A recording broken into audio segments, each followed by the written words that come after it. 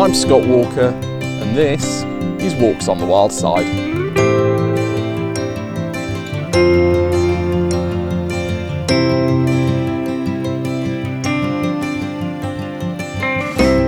Welcome to Walks on the Wild Side. Today's video is all about kingfishers. I'm going to cover some information about their habits and behaviours, as well as share some of my photography with you. Most of the footage and shots that you see today was taken on the Sony A9 with the Tamron 150 to 600mm lens, plus the Sony A-mount to E-mount converter LA-EA3. If you'd be interested in a video comparing the Tamron lens with the Sony 200 to 600, let me know in the comments and I'll be interested to share that with you in the future.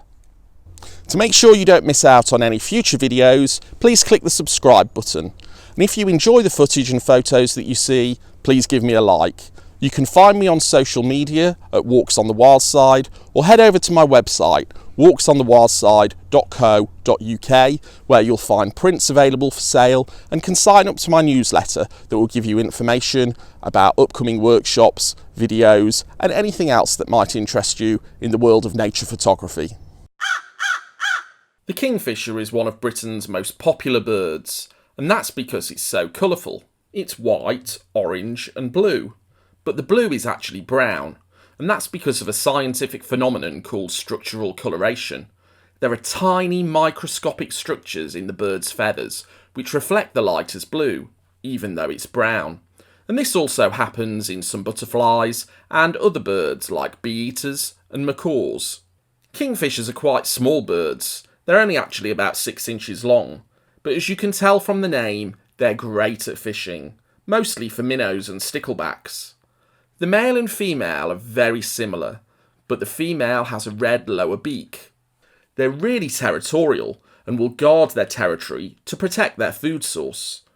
Each kingfisher needs to eat about 60% of its own body weight each day, so they're almost constantly in the search for food, but that makes for great photo opportunities.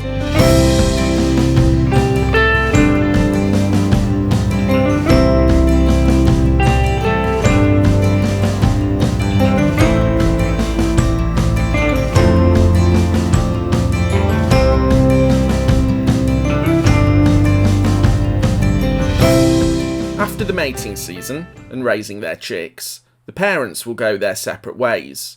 They will only rejoin next season if they make it through the winter. Here, our female seems to want some attention from her mate, but he's just not interested. Would you stop nagging me? When a kingfisher spots a fish it thinks it can eat, it will dive beak first really fast into the water. They have a third translucent eyelid which they bring down to protect their eye, but which will allow them to see underwater. A bit like nature's own swimming goggles. If you're lucky, you might get a shot of this when they emerge and the eyelid is still down. When they emerge from the water, they will land back on the perch with the fish that they've caught and beat it multiple times against the perch. This is to make sure that the fish is not resisting, dead and supple to eat.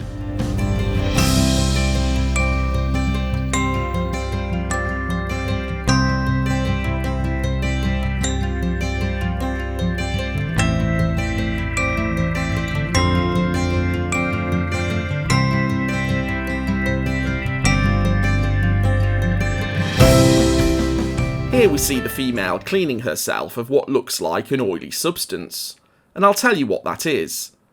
Kingfishers live in burrowed holes in the banks of rivers and streams. They have about 5 to 10 chicks per clutch, which stay in the nest for about 3 to 4 weeks.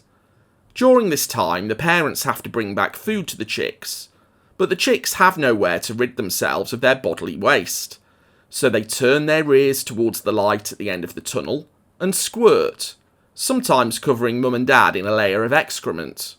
And you thought humans had it bad having to change dirty nappies. If you photograph kingfisher whilst they're cleaning, you can get some really unique pictures.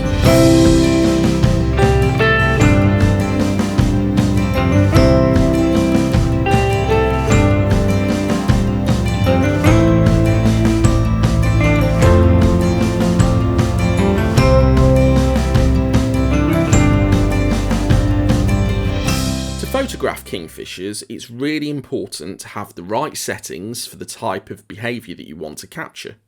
If you want a portrait shot of a bird perching, then 1/160th of a second to 200th of a second should be absolutely fine. But if you want a photograph of a bird beating a fish against the perch, you'll need to increase your shutter speed to 1/1500th of a second to 2000th of a second, and you'll need to increase your ISO to accommodate this.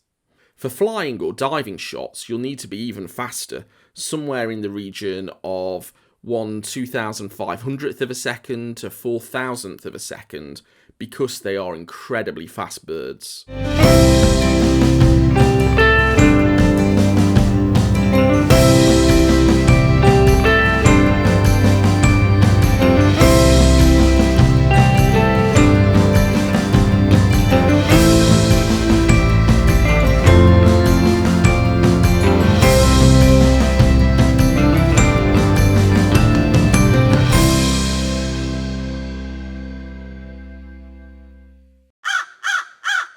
Wow, what a great day I had spending time with those kingfishers and capturing some of their behaviour. Thoroughly enjoyed it.